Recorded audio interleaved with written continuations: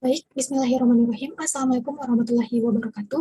Perkenalkan, nama saya Makfira Malinda Kusnadi dengan NIM 191144-2010 akan memaparkan hasil observasi pengenalan lingkungan persekolahan atau PLP 1 untuk memenuhi salah satu tugas mata kuliah yaitu School Field Practice 1. Baik, langsung saja. Untuk lampiran pertama yaitu instrumen observasi lokasi. Nah, di sini ada beberapa poin. Poin pertama yaitu lingkungan sekolah. Lingkungan sekolah itu meliputi identitas sekolah dan jumlah bangunan dan ruangan. Yang pertama untuk identitas sekolah, nama sekolah yang saya tempati untuk observasi yaitu SMP Negeri 33 Makassar. Alamat sekolahnya yaitu di Jalan Tamalate 8 nomor 1. Untuk status sekolahnya itu negeri, akreditasinya A, dan untuk waktu belajar, untuk waktu masuknya itu jam 8.00 dan untuk keluar kelasnya itu jam 12.00 dan waktu istirahat yaitu pada pukul 9.30 sampai 10.00. Nah, untuk jumlah bangunan dan ruangan, untuk bangunan gedung terdapat 7 unit dan keadaan bangunannya itu permanen, lokasinya strategis, dan keadaan ruangan untuk ruang belajar itu terdapat 27 buah, ruang kantor ada 1 buah, ruang perpustakaan terdapat 1 buah, ruang laboratorium 2 buah, ruang kesenian 1 buah, gudang 1 buah, kantin terdapat 1 buah, WC 19 buah, ruang penjaga 1 buah, dan unit kesehatan sekolah atau UKS sebanyak 1 buah. Untuk poin kedua yaitu personalia sekolah. Nah, untuk nama kepala sekolah dari SMP Negeri 33 Makassar yaitu Dr. Andes Cherudin Hakim, MPD. Untuk wakil kepala sekolah terbagi 3 jenis yaitu Wakasek Kurikulum, yaitu Abdul Hamid Abdul Hamid SPD, yang kedua Wakasek Kesiswaan yaitu Rahmatia SPD MPD, dan Wakasek Sarana yaitu Tetranda Haja Rosmawati. Dan untuk statistika tenaga pendidik terdapat sebanyak 52 orang, diantaranya 15 laki-laki dan 37 perempuan. Untuk statistika tenaga kependidikan sebanyak 15 orang, diantaranya 7 laki-laki dan 8 perempuan. Poin ketiga yaitu kondisi sarana dan prasarana sekolah. Untuk ruang kelas, kondisinya itu sangat baik dan bersih, perpustakaannya cukup baik, laboratorium sedang dalam tahap renovasi. Untuk unit kesehatan siswa atau UKS sangat baik, musyawarah juga sangat baik dan bersih. Selanjutnya untuk lampiran kedua yaitu lembar pengamatan kultur sekolah. Nah, pengamatan ini saya lakukan pada tanggal 8 Oktober 2021 di SMP Negeri 33 Makassar. Nah, di sini ada beberapa aspek pengamatan yang saya lakukan. Yang pertama yaitu kegiatan 3S atau senyum sapa salam. Nah, selama saya melakukan observasi, seluruh warga sekolah, baik guru, staf tata usaha maupun siswa, menerapkan kegiatan 3S. Yang kedua yaitu upacara bendera. Pada saat ini, upacara bendera tidak dilaksanakan karena situasi pandemi COVID-19. Yang ketiga yaitu literasi sebelum belajar. Nah, selama saya melakukan observasi, sebelum pembelajaran dimulai, guru meminta siswa untuk membaca materi terlebih dahulu selama kurang lebih 15 menit. Yang keempat yaitu penggunaan seragam sekolah yang rapi dan bersih. Selama saya melakukan observasi, semua siswa menggunakan seragam sekolah yang rapi dan bersih. Yang kelima itu anjuran menjaga kebersihan. Nah, seluruh warga sekolah menjaga kebersihan sekolah SMP Negeri 33 Makassar dengan sangat baik. Yang keenam yaitu anjuran mengadakan kerja bakti setiap hari Jumat. Nah, saat ini kegiatan kerja bakti tidak dilaksanakan dikarenakan situasi pandemi COVID-19. Nah, untuk poin ketujuh yaitu mengadakan senam pagi setiap hari Jumat. Nah, selama pandemi, senam pagi rutin dilaksanakan setiap hari Sabtu dengan mematuhi protokol kesehatan. Yang kedelapan yaitu melaksanakan apel pagi setiap hari Selasa sampai Sabtu. Nah, apel tidak dilaksanakan di SMP Negeri 33 Makassar. Yang kesembilan yaitu anjuran menjaga ketenangan. Nah, selama pembelajaran berlangsung, siswa menyimak dengan tenang. Yang ke-10, anjuran memanfaatkan waktu dengan baik dan tepat. Nah, pada saat saya melakukan observasi, pemanfaat waktu oleh siswa cukup baik. Hal ini juga berlaku oleh guru-guru yang mengupayakan agar setiap kelas terisi jam pelajaran. Yang ke-11 yaitu terciptanya suasana yang tenang dan nyaman untuk belajar. Nah, suasana dalam kelas selama saya melakukan observasi, selama proses pembelajarannya itu berlangsung sangat nyaman dan tentram. Nah, baik itu untuk lampiran kedua. Selanjutnya untuk lampiran ketiga. Baik, untuk lampiran ketiga yaitu lembar pengamatan struktur organisasi dan tata kerja. Pengamatan ini saya lakukan di tanggal yang sama, yaitu 8 Oktober 2021, bertempat di SMP Negeri 33 Makassar. Adapun aspek pengamatan, yaitu pertama ada bagian struktur organisasi sekolah. Nah, jadi di dalam lingkungan SMP Negeri 33 Makassar sudah terdapat bagian struktur organisasi sekolah. Yang kedua, melakukan musyawarah mufakat dalam pemilihan ketua OSIS. Nah, setiap tahunnya pemilihan ketua OSIS dilakukan secara musyawarah mufakat. Yang ketiga yaitu ada jadwal pelaksanaan organisasi. Nah, jadi setiap organisasi di SMP Negeri 33 Makassar memiliki jadwalnya masing-masing. Yang keempat yaitu ada peraturan setiap organisasi. Nah, setiap organisasi juga sudah memiliki peraturannya masing-masing. Yang kelima, wajib mengikuti organisasi. Nah, di SMP Negeri 33 Makassar, siswa diberi kebebasan untuk mengikuti atau tidak mengikuti kegiatan di luar jam belajar. Yang keenam, ada deskripsi tugas untuk masing-masing komponen organisasi. Nah, jadi sudah terdapat deskripsi tugas untuk masing-masing komponen organisasi.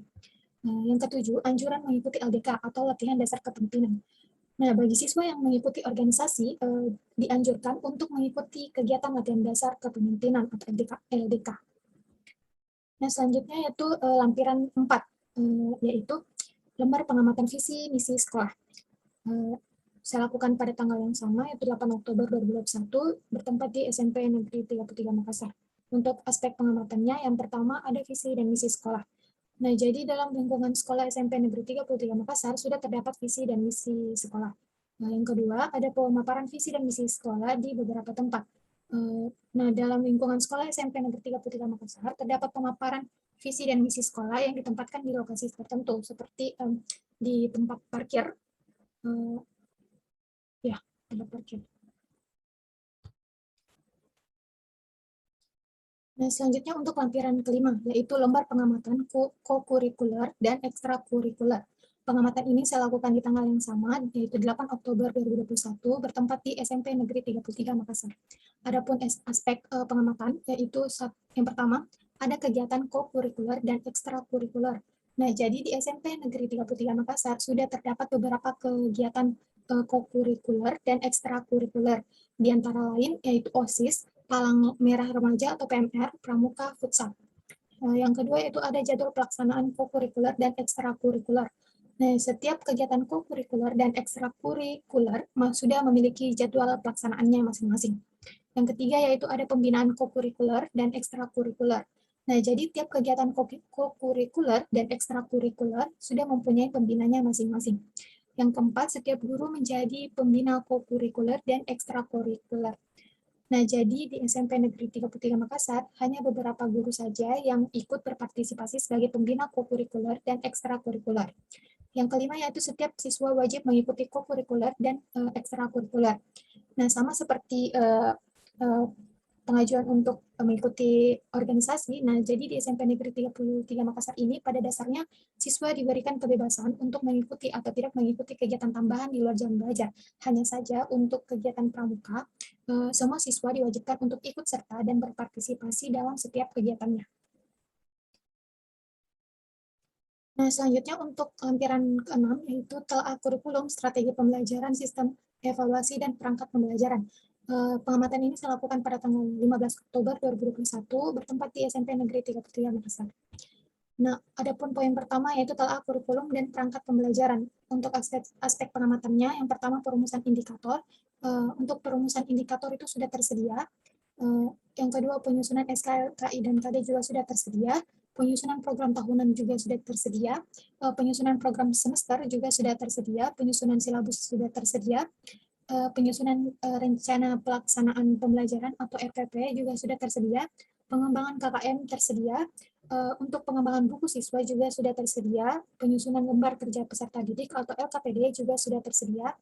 Dan penyusunan instrumen penilaian juga sudah tersedia. Nah, untuk poin kedua yaitu strategi pembelajaran. Yang pertama yaitu metode pembelajaran yang digunakan oleh guru. Nah, jadi guru pamong tersebut menggunakan metode pembelajaran yang itu metode ceramah, metode tanya jawab, dan metode diskusi. Poin ketiga yaitu sistem evaluasi. Nah, untuk aspek pengetahuan, tipe soal yang digunakan yaitu tipe soal tes.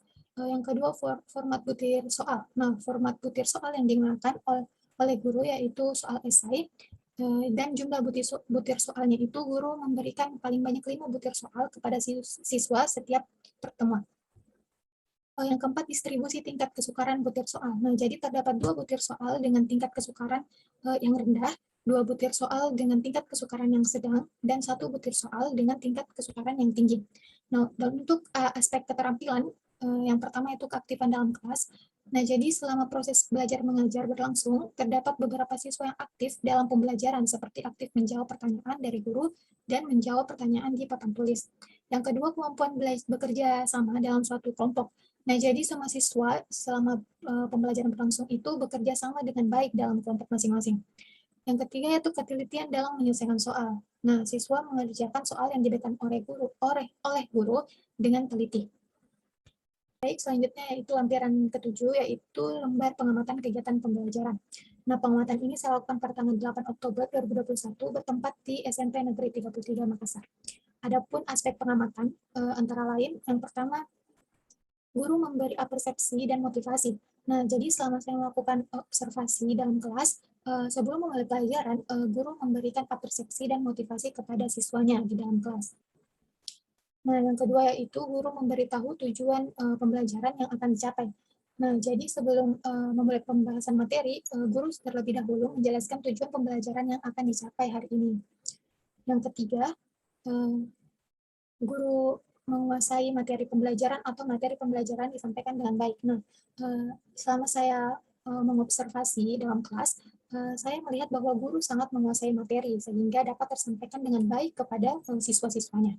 Yang keempat yaitu guru mengelola kelas daring atau luring dengan baik.